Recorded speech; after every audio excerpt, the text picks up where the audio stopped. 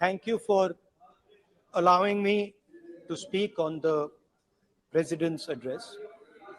It's an honor for me to be able to speak at this house today.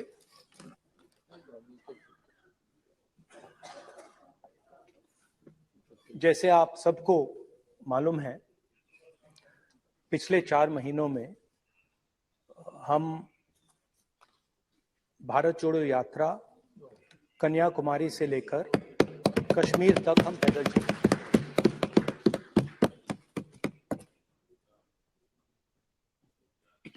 3,600 kilometre तकरीबन। और इस यात्रा पे बहुत कुछ सीखने को मिला।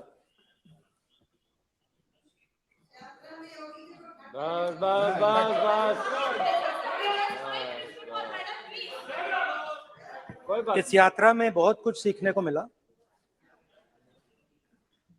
और जो जनता की आवाज, हिंदुस्तान की आवाज है, उसको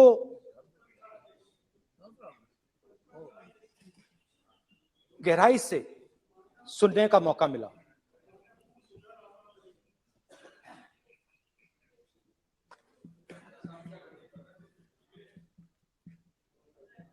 शुरुआत में, यात्रा की शुरुआत में मैंने सोचा था कि 3,500 किलोमीटर चलने हैं और मुश्किल है मगर किया जा सकता है।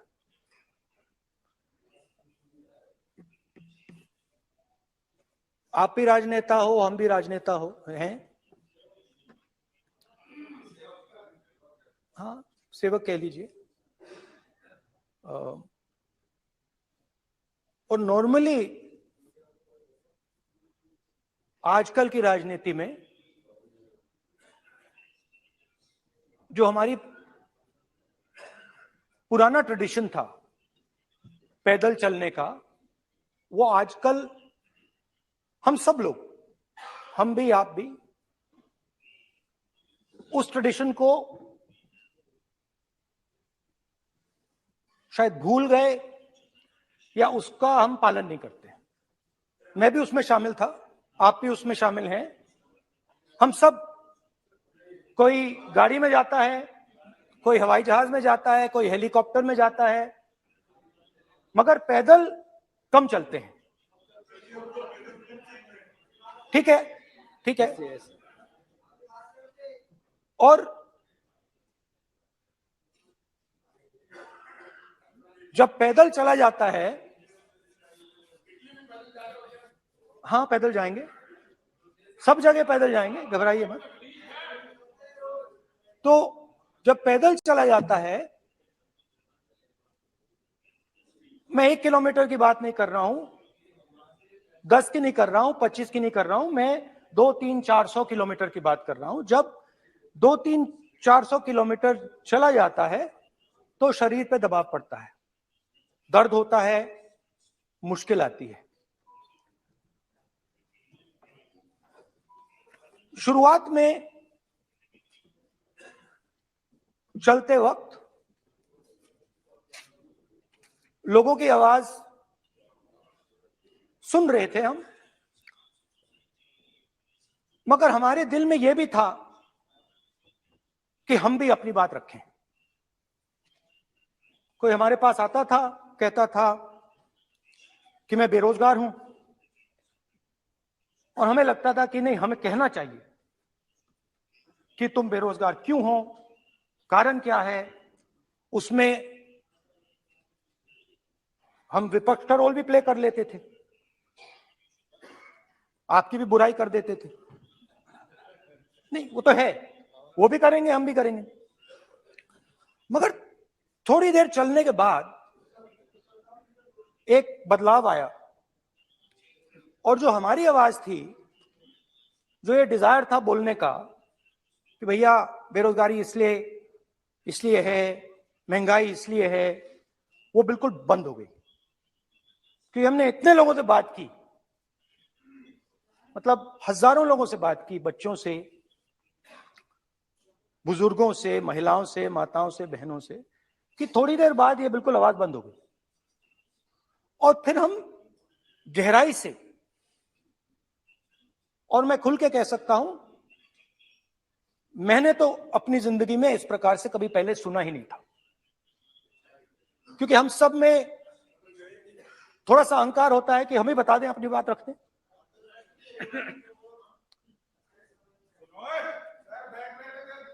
तो आस्ते आस्ते आस्ते आस्ते जब हम चले 500-600 किलोमीटर बाद, जनता की आवाज गहराई से सुनाई देने लगी।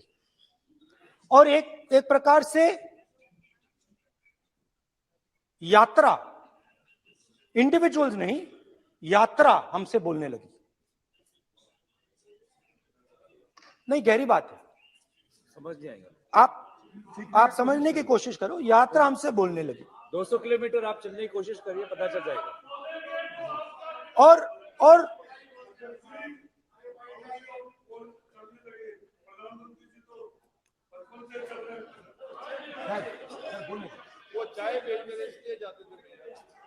तो यात्रा बोलने लगी। कोई आता था, कहता था, युवक आता था, कहता था मैं बेरोजगार हूं। हम सवाल पूछते थे, क्या पढ़ा आपने? इंजीनियरिंग की, अब क्या करते हो? कोई कहता था मैं बेरोजगार हूं, कोई कहता था मैं उबर चलाता हूं, कोई कहता था मैं मजदूरी करता हूं। किसान आए हजारों। प्रधानमंत्री बीमा योजना की बात की कि हम पैसा भरते हैं, तूफान आता है, आंधी आती है, पैसा गायब हो जाता है।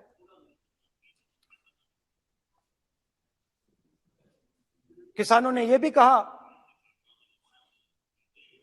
कि हमारी जमीन छीन ली जाती है, हमें सही रेट नहीं मिलता। जमीन अधिग्रहण बिल जो था वो लागू नहीं होता। आदिवासियों ने कहा, वनवासियों ने नहीं, आदिवासियों ने, कि जो ट्राइबल बिल में हमें दिया जाता था वो आज छीना जा रहा है। तो बहुत सारी चीजें हमको सुनने को मिली। मगर मेन थ्रस्ट, अगर मैं कहूं, मेन थ्रस्ट बेरोजगारी, महंगाई और किसान। उसमें एमएसपी थी, उसमें बीज की समस्या थी, किसान बिल की समस्या थी। अच्छा, अग्निवीर की भी बात की लोगों ने, जोर सुनाई दे रहा है। अच्छा, एक और चीज हमें बताई गई। तमिलनाडु से लेकर केरला, महाराष्ट्र, मध्य प्रदेश, सब जगह एक नाम सब जगह हमें सुनने को मिला, अदानी। यह नाम पूरे हिंदुस्तान में,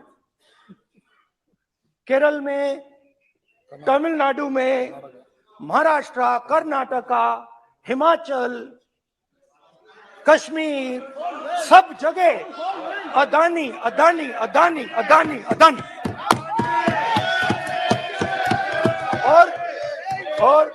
और ये नाम नहीं, और इस नाम के बारे में जब लोग बोलते थे मुझसे, तो 2-3 सवाल पूछते थे। ये पूछते थे कि ये जो अदानी जी हैं, ये किसी भी बिजनेस में घुस जाता है, ये सफलता प्राप्त कर जाता है, ये कभी फेल नहीं होता। और युवाओं ने मुझसे यह सवाल पूछा कि भाई ये हो क्या रहा है, हम भी सीखना चाहते हैं। मोदी जी ने कहा स्टार्टअप करो, हम भी अदानी जी जैसे बनना चाहते हैं। तो भैया किसी भी बिजनेस में घुस जाओ और एकदम सक्सेस हो जाए। यह पहला सवाल था। दूसरा सवाल था कि ये अदानी जी हैं, ये किसी भी बिजनेस में घुस जाते हैं, पहले ये 1-2 बिजनेस करते थे, अब ये 8-10 सेक्टर्स में काम करते हैं। Airports, data centres, cement, solar energy, wind energy, aerospace and defence, consumer finance, renewables, media. तो उन्होंने मुझसे पूछा कि राहुल जी, हाँ वेट करो, बेटे, हाँ धन्यवाद।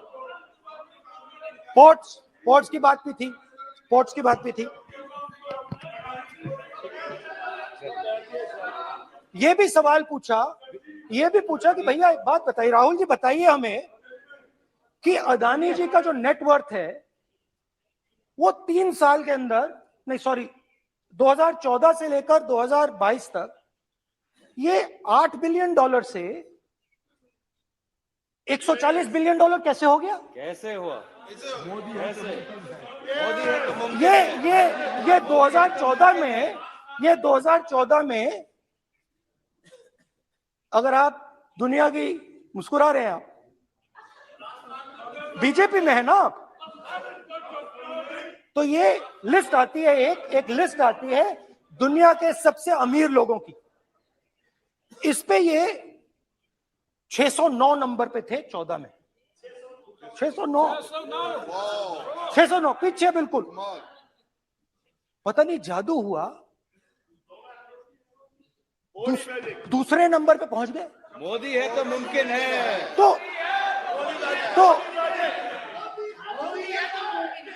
तो मुझसे पूछा यार, बहुत सारे लोगों ने पूछा कि भैया राहुल जी बताइए, हिमाचल में सेब की बात होती है, अदानी जी। कश्मीर में सेब की बात होती है, अदानी जी। पोर्ट्स की बात होती है, अदानी जी। एयरपोर्ट की बात होती है, अदानी जी। इंफ्रास्ट्रक्चर, अच्छा हम सड़क पे चल रहे हैं, मैं पूछूं किसने बनाई, अदानी जी। तो लोगों ने यह भी पूछा कि राहुल जी ये जो अदानी जी जो हैं, इनकी सफलता कैसे हुई,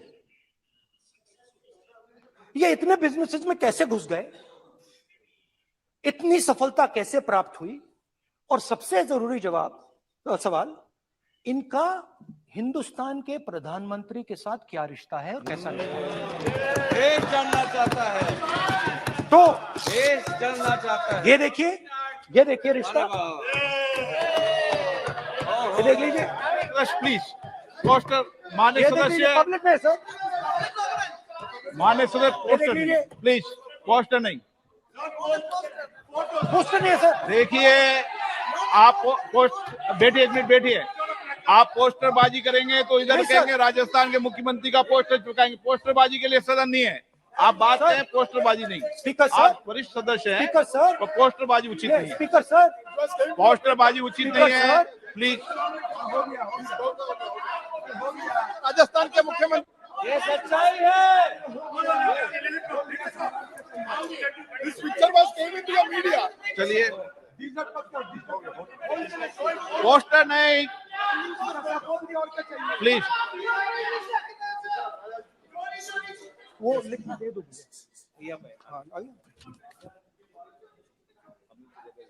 जस्ट राइट इट नीटली। तो नहीं स्पीकर सर, वो फोटो है सर, वो पोस्टर नहीं है। आप वरिष्ठ सदस्य हैं, प्राइम मिनिस्टर की फोटो है सर, उसमें बहुत उनका अच्छा चेहरा दिख रहा है। उनके वहां पे उनके पीछे अदानी का लोगो है, अदानी जी के हवाई जहाज में घुस रहे हैं।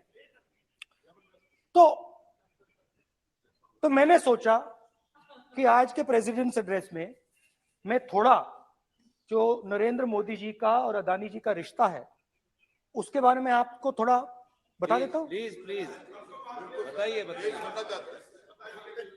तो वो आप बता देना।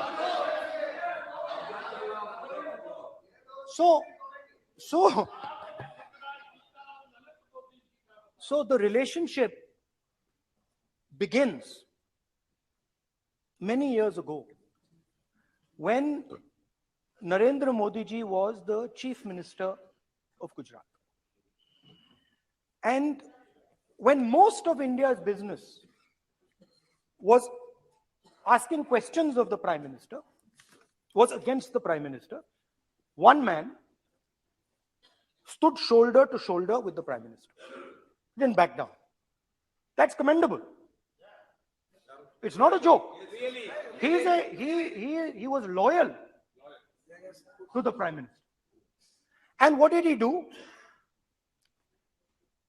He helped Mr. Modi construct the idea of resurgent Gujarat. Right? The idea that you bring these businessmen together, and you call it resurgent Gujarat, vibrant Gujarat, they're both. And he was the backbone in setting up that group of people. Okay? And the result of that was tremendous growth of his businesses in Gujarat. Expansion of his businesses. I think then the real magic starts. जब प्रधानमंत्री जी दिल्ली आते हैं और 2014 में असली जादू शुरू होता है। मैंने कहा कि 2014 में वो 609 नंबर पे थे, कुछ ही सालों में वो दूसरे नंबर पे पहुंच गए। कैसे पहुंचे? मैं आपको, बहुत सारी इंडस्ट्रीज में काम करते हैं, मैं आपको 2-3 इंडस्ट्रीज का उदाहरण दे देता हूं। एयरपोर्ट इंडस्ट्री की बात, एयरपोर्ट्स की बात करते हैं।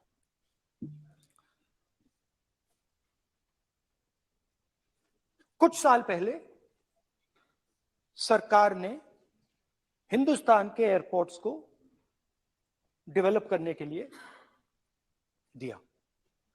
नियम था, there was a rule that anybody who does not have prior experience in airports cannot be involved in development of these airports. नहीं, गलत नहीं बोल रहा हूं।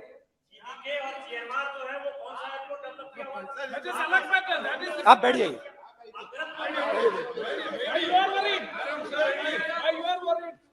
अडानी के डिफेंस में आ गए सर। देखिए, अरे माननीय सदस्य प्लीज मेरी बात सुनो। तो एक मिनट मेरी बात सुनो। ये एक मिनट बात सुनेंगे।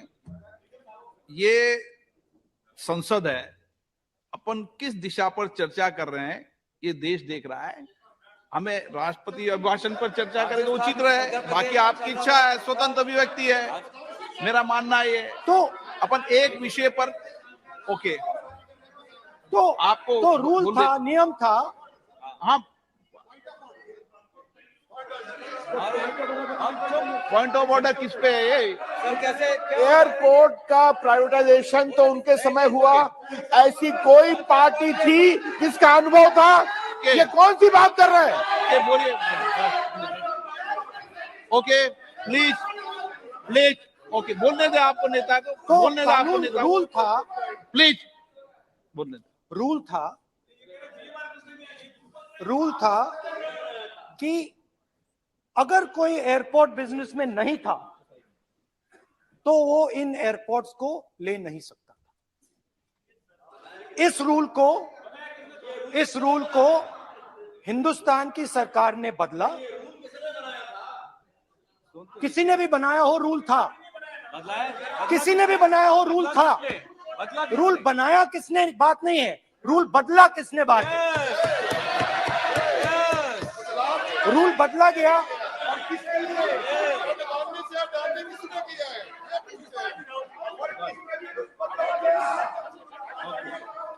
रूल बदला गया।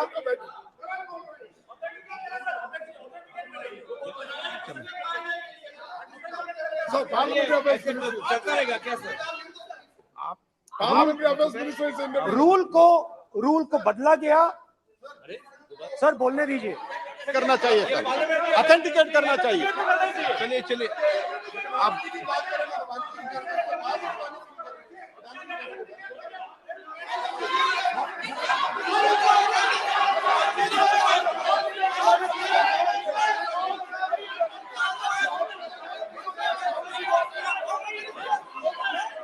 रूल बदला गया सर, स्पीकर सर।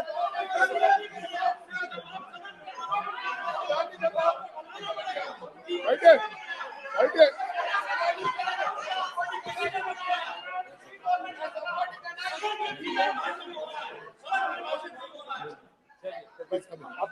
तो ये रूल बदला गया।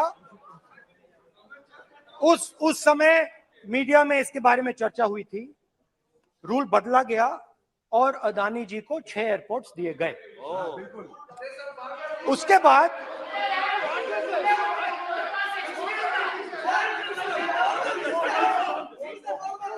after that India's most strategic profitable airport, Mumbai airport,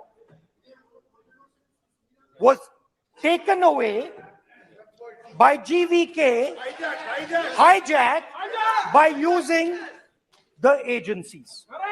The agencies को CBI, ED का प्रयोग कर GVK पर दबाव डालकर हिंदुस्तान की सरकार ने उस एयरपोर्ट को अदानी जी के हाथों में कर दिया।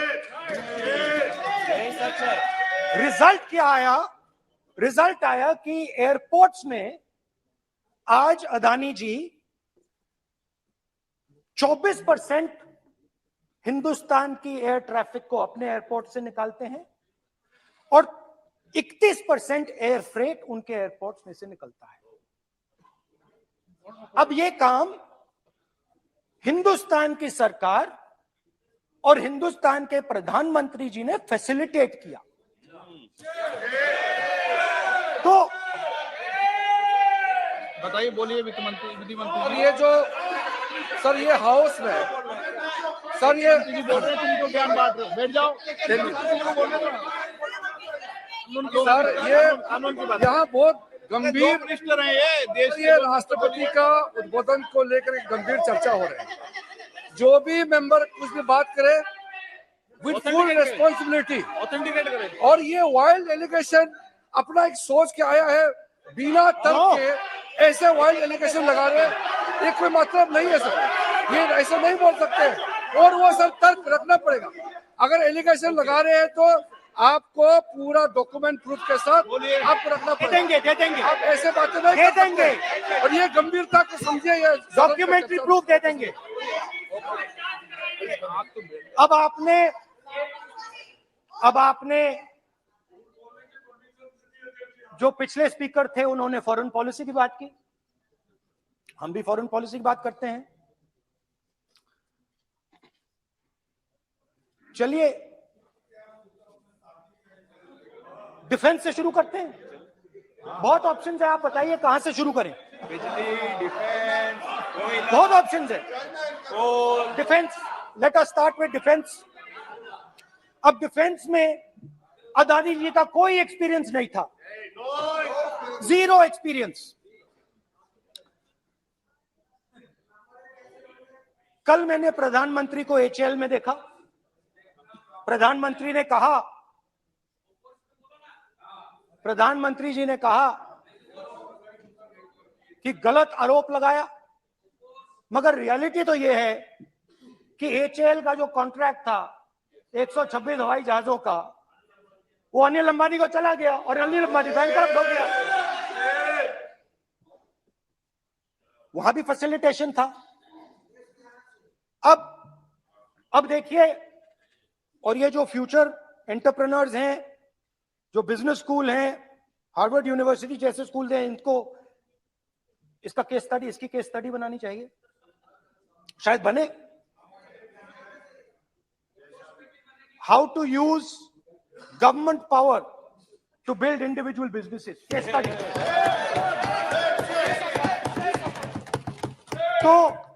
तो अब देखिए, अदानी जी की डिफेंस में इंटरेस्ट देखिए।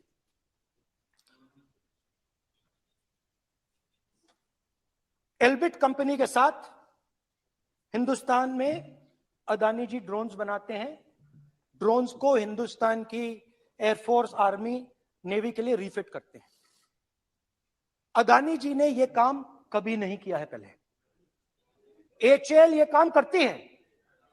हिंदुस्तान में और भी कंपनीज हैं जो ये काम करती हैं, मगर प्रधानमंत्री जी इजराइल जाते हैं और उसके एकदम बाद अदानी जी को ये कॉन्ट्रैक्ट मिल जाता है, मगर एक नहीं मिलता। ये मत सोचिए कि सिर्फ एक कंपनी की बात हो रही है, ये इंडस्ट्रीज की बात होती है यहां पे। जैसे मैंने आपको दिखाया, एयरपोर्ट का पूरा सिस्टम उठा के ले गए, 30% मार्केट शेयर एयरपोर्ट में ले गए, वैसे ही डिफेंस में करा।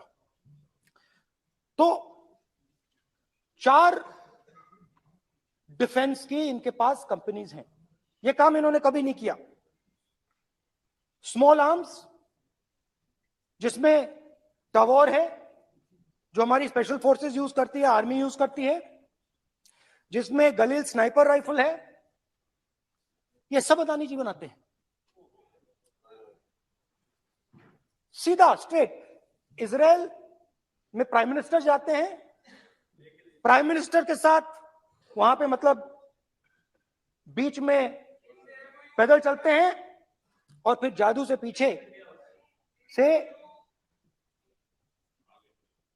इंडिया का फर्स्ट कॉम्प्रिहेंसिव एमआरओ मिल जाता है मेंटेनेंस के लिए, जहाजों के मेंटेनेंस के लिए।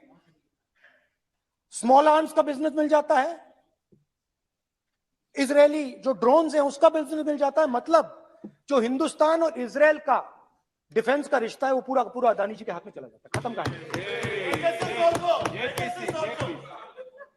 हाँ, उसमें पेगासस भी है, तो पता नहीं वहां से क्या मतलब पेगासस कैसे आया, क्या हुआ, किसने दिया। अच्छा, एक और बड़ी इंटरेस्टिंग चीज है, एक कंपनी है अल्फा डिफेंस, जो डिफेंस इलेक्ट्रॉनिक्स का काम करती है, एवियोनिक्स का काम करती है, और बहुत स्ट्रेटेजिक कंपनी है। वो भी अदानी जी के हवाले कर दी गई, अदानी जी ने एक्वायर कर लिया। तो आपने देखा कि एयरपोर्ट्स का बिजनेस 30% मार्केट शेयर, हिंदुस्तान और इजराइल का जो वेपन्स का बिजनेस है 90% उठा के ले गए। एक विजिट, ये है फॉरेन पॉलिसी। चलिए, अब मैंने आपको इजराइल की बात बताई, ऑस्ट्रेलिया चलते हैं। ऑस्ट्रेलिया चलिए। ऑस्ट्रेलिया में अदानी जी जाके, ये क्यों? आप तो डिबेट करना चाहते थे, आप ही तो डिबेट करना चाहते थे। आपने बोला था कोई भी विषय पे डिबेट हो, तो हो गया डिबेट। अब क्यों डर रहे हो डिबेट से? अब क्यों डर रहे हो डिबेट से? क्यों डर रहे हो? जब हमने जेपीसी की मांग की, आपने बोला सदन में उठाओ। अब क्यों डर रहे हो? अब क्यों डर रहे हो? अब क्यों डर रहे हो? आप चर्चा से क्यों डर रहे हो? चर्चा से डर रहे हो आप।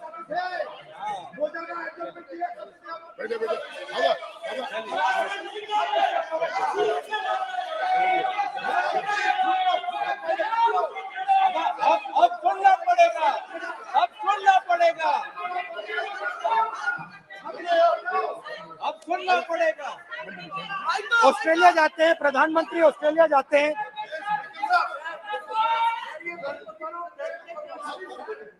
प्रधानमंत्री ऑस्ट्रेलिया जाते हैं।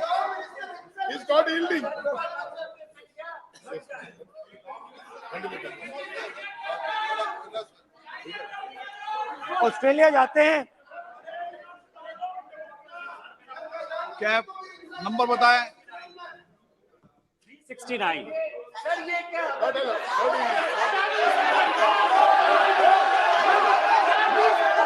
369 सर, ये कहता है sir, a paper or document to be laid on the table shall be duly देखिए पूरा सरकार उन्होंने सर, मैं इनको चैलेंज करता हूँ कि जीएमआर और जीबीके उसको कब एयरपोर्ट का जो है संचालन का अधिकार था और कौन सा रूल है वो कोर्ट करे सर। किस रोल के आधार पर ये इनको मैं चैलेंज करता हूँ पूरी कांग्रेस पार्टी को चैलेंज करता हूं कि जीएमआर और जीवीके को कौन सा एयरपोर्ट चलाने का लाइसेंस जब दिया तो उनको उसका नॉलेज था। मैं चैलेंज करता हूं पूरी कांग्रेस पार्टी को।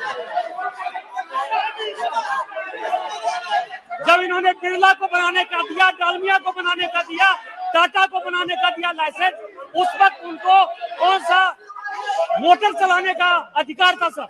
ये गलत बयानी कर रहे हैं। मेरा ये कहना है कि आप एलिगेशन प्रधानमंत्री को ऊपर लगा रहे हैं, आप पेपर दीजिए और कौन सा रूल भारत सरकार ने चेंज किया एयरपोर्ट में अडानी के लिए, वो ऑथेंटिकेट कीजिए, नहीं तो इस तरह की बात नहीं कर सकते।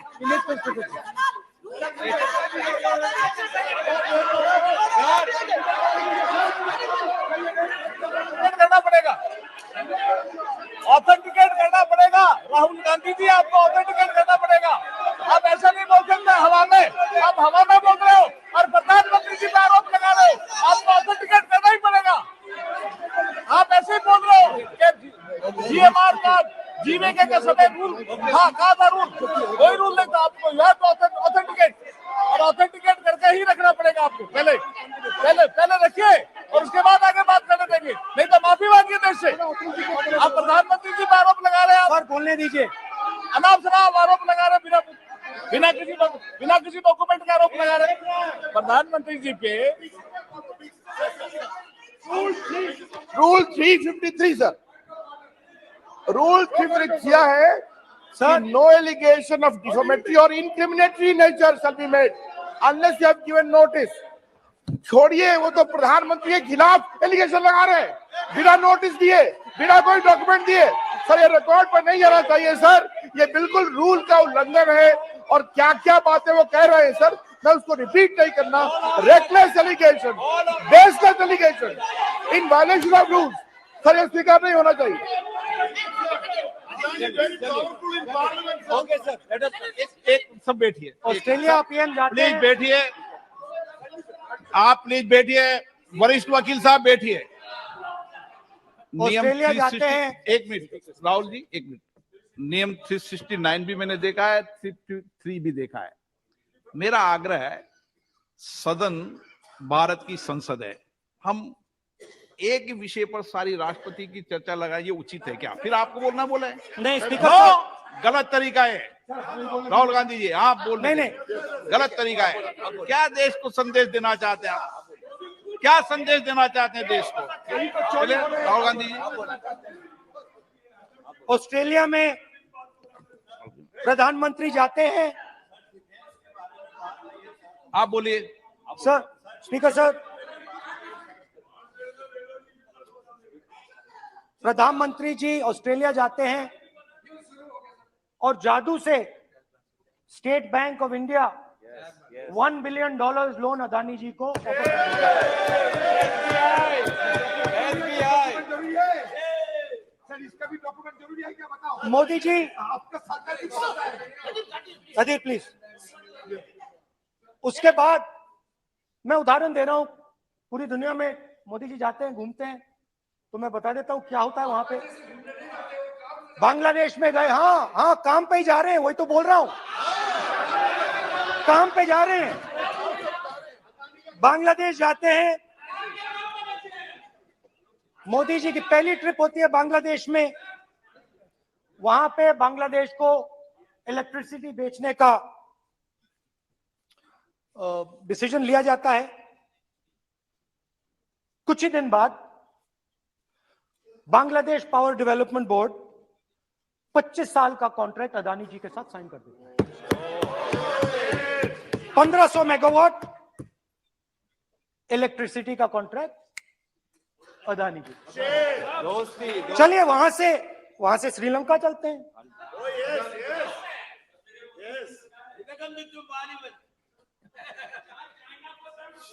जून 2022 में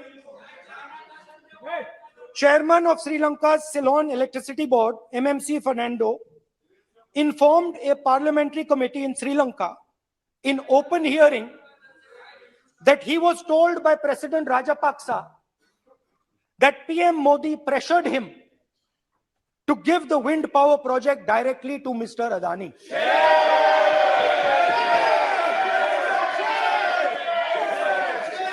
मतलब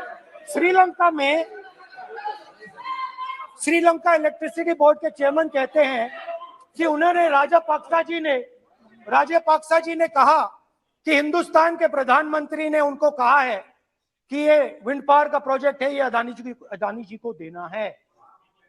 तो ये रही आपकी फॉरेन पॉलिसी। ये हिंदुस्तान की फॉरेन पॉलिसी नहीं है, ये अदानी जी की फॉरेन पॉलिसी है, उनके बिजनेसेस बनाने की फॉरेन पॉलिसी है। अब यात्रा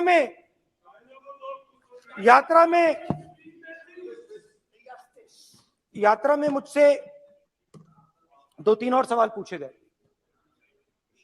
यात्रा में लोगों ने मुझसे पूछा, राहुल जी ये जो LIC कंपनी है इसका पैसा अदानी जी की मदद करने के लिए क्यों डाला जा रहा है? उन्होंने यह भी पूछा कि अदानी जी के जो शेयर्स हैं बड़े वोलेटाइल हैं, उसमें LIC का पैसा क्यों डाला जा रहा है? तो मेरा कहना है कि एक सेकंड, मेरा कहना है कि अदानी जी की मदद प्रधानमंत्री जी और हिंदुस्तान की सरकार कैसे करती है? हजारों करोड़ रुपए हिंदुस्तान के public sector banks Adani ji को मिलता है। 27,000 करोड़ रुपए SBI, PNB 7,000 crore, bank of Baroda 5,500 crore, ये मैं लिस्ट चलती जाएगी। LIC का एक्सपोजर 36,000 करोड़ रुपए, 3 crore SBI and other PSU bank holders. Money is going to Mr. Adani and to finance.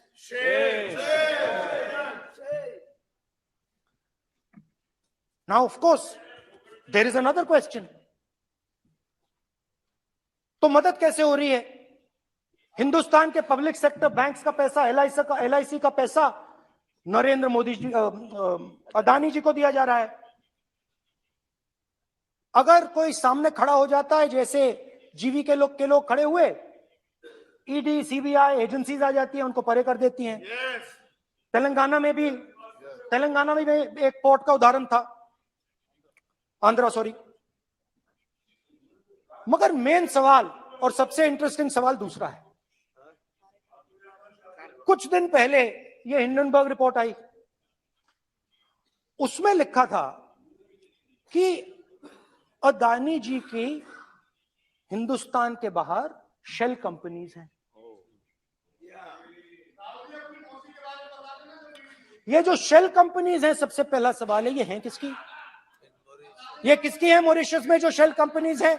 और ये जो हजारों करोड़ रुपया ये शेल कंपनीज हिंदुस्तान में भेज रही हैं, ये किसका पैसा है? और क्या ये काम अदानी जी फ्री में कर रहे हैं? अब मैं ये सवाल क्यों पूछ रहा हूं?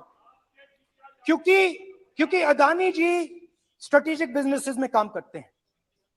अदानी जी हिंदुस्तान के पोर्ट्स को डोमिनेट करते हैं, अदानी जी हिंदुस्तान के एयरपोर्ट्स को डोमिनेट करते हैं, और जैसे मैंने कहा, अदानी जी हिंदुस्तान की डिफेंस इंडस्ट्री में बहुत जरूरी रोल प्ले करते हैं। तो मेरा पहला एक छोटा सा सवाल है कि जो शेल कंपनीज हैं, इनके बारे में हिंदुस्तान की सरकार ने कोई सवाल नहीं उठाया? ये कौन लोग हैं, ये किनकी कंपनीज हैं? ये स्ट्रेटेजिक मामला है, पोर्ट्स का मामला है, एयरपोर्ट्स का मामला है, डिफेंस का मामला है, और जो कंपनी इन स्ट्रेटेजिक एरियाज में काम कर रही है उनके बारे में आपको मालूम ही नहीं। ये नेशनल सिक्योरिटी का मुद्दा है, आपको मालूम ही नहीं कि ये शेल कंपनीज किसकी हैं, कितना पैसा आ रहा है, किसका पैसा आ रहा है। तो एक बहुत बड़ा सवाल है, ये पैसा किसका है? ये शेल कंपनीज किसकी हैं? और ये हिंदुस्तान की सरकार की जिम्मेदारी है ये पता लगाना ये किसकी शेल कंपनीज हैं और ये किसका पैसा अंदर आ रहा है। JPC, we want JPC. We want JPC.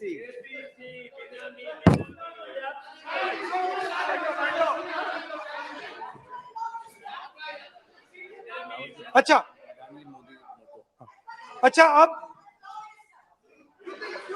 अब चलिए छोटा सा बजट के बारे में बता देता हूं। 2022 में अदानी जी अनाउंस करते हैं कि वो $50 बिलियन इन्वेस्ट करेंगे to build the world's largest green hydrogen ecosystem. और इस बजट में बीजेपी की सरकार निर्मला सीतारमण जी कहती हैं हम ग्रीन हाइड्रोजन के लिए बहुत ह्यूज इंसेंटिव्स देंगे। 19,700 करोड़ रुपए हम ग्रीन हाइड्रोजन के लिए देंगे, मतलब अदानी जी को देंगे। अदानी बजट में अदानी जी के लिए 50 नए airport, coastal shipping, horticulture, grain storage, ये सब काम आप कर रहे हैं। तो मेरे सिर्फ कल प्रधानमंत्री जी आज कल भाषण देंगे, मेरे उनसे 2-3 छोटे से सवाल हैं। मेरा प्रधानमंत्री जी से 2-3 सवाल हैं। पहले अदानी जी के हवाई जहाज में मोदी जी जाते थे, अब मोदी जी के हवाई जहाज में अदानी जी जाते हैं। पहले लोकल मामला था, फिर नेशनल मामला हो गया, उसके बाद इंटरनेशनल मामला हो गया। अदानी जी के लिए बोरिस जॉनसन का बेटा काम करता है, आपको पता नहीं मालूम है या नहीं मालूम? भाई सॉरी, नहीं बेटा भी, भाई काम करता है। तो ये मामला पहले गुजरात का मामला था, फिर ये हिंदुस्तान का मामला हुआ, अब ये इंटरनेशनल मामला हो गया है। तो मेरा सवाल प्रधानमंत्री जी से, और सिंपल सवाल है, प्रधानमंत्री जी आपकी फॉरेन ट्रिप्स पे अदानी जी और आप कितनी बार एक साथ गए? अदानी जी, how many times did you travel together with Adani ji?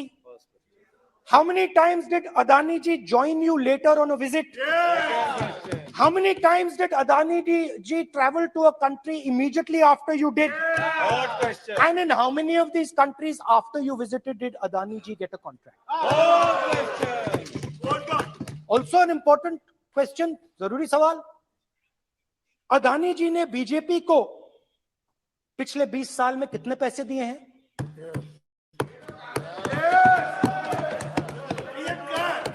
Electoral bonds में कितना पैसा दिया है?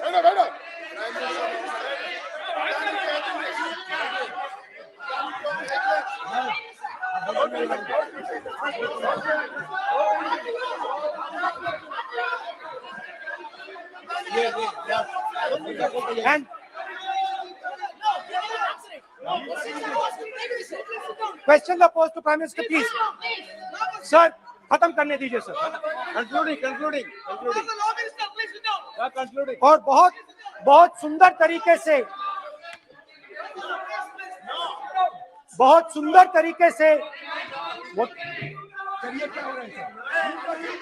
सर मैं सिर्फ इतना कहना चाहता हूं, राहुल जी अभी आप सीनियर एमपी हो गए हैं, आप एक सीनियर एमपी हो चुके हैं। हम लोग एक्सपेक्ट करते हैं कि इस सदन का सदस्य होने के नाते जो भी बातें आप करेंगे गंभीरता से आप बात करेंगे। बाहर आप जो भी भाषण देते हैं हम लोग उसको रोक नहीं सकते हैं। इस सदन के अंदर में जो भी बात कही जाती है पूरा गंभीरता के साथ, प्रमाण के साथ कहे जाना चाहिए, ये परंपरा है। और राहुल जी ने कहा कि प्रधानमंत्री विदेश घूमने जाते हैं, तो मैंने आज वो जो युवाओं ने मुझसे सवाल पूछा था कि अदानी जी की इतनी बिजनेस एक्यूमेंट कहां से आई, इतने अलग अलग सेक्टर्स में अदानी जी ने कैसे सक्सेस प्राप्त की, अदानी जी के बारे में पूरी दुनिया को स्टडी करनी चाहिए, हार्वर्ड यूनिवर्सिटी को स्टडी करनी चाहिए कि पॉलिटिक्स के बीच में और बिजनेस के बीच में कैसा रिश्ता होता है. India is a case study and prime minister Narendra Modi should be given a gold medal in this. Now बहुत अच्छी तरह बीजेपी के जो पिछले स्पीकर थे उन्होंने मेरे भाषण को इंकैप्सुलेट किया मेरे लिए बहुत अच्छी तरह. आपने जो मैं सोच रहा था आपने उससे और भी अच्छी तरीके से बोल दिया. Coming together is a beginning, Adani और keeping together is progress, working together is success. Adani ji and Narendra Modi ji, thank you.